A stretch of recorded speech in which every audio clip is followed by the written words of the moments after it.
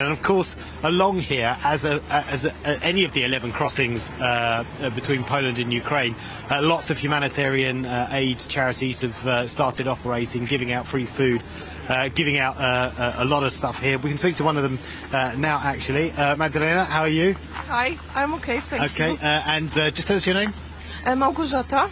And you've come from Warsaw to volunteer for the weekend here on the border. Yeah, why did you feel you needed to come?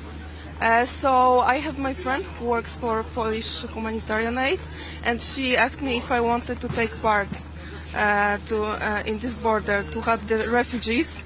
So I decided that it's a great opportunity, that I want to contribute and help the people.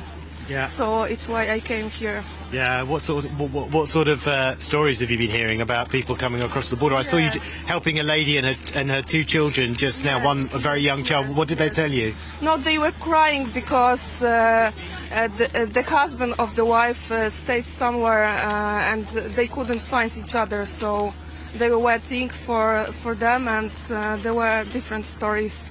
The lady who didn't sleep for 8 days.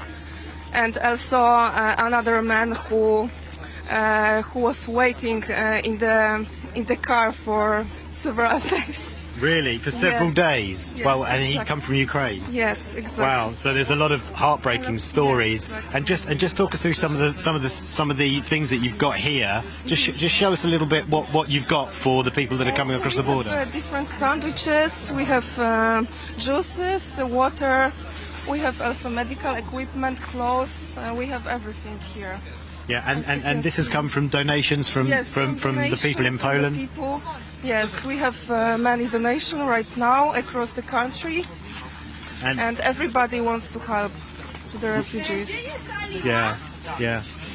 And there's still so they come here and you just try and find for them whatever they need, and then it's distributed accordingly. Yeah.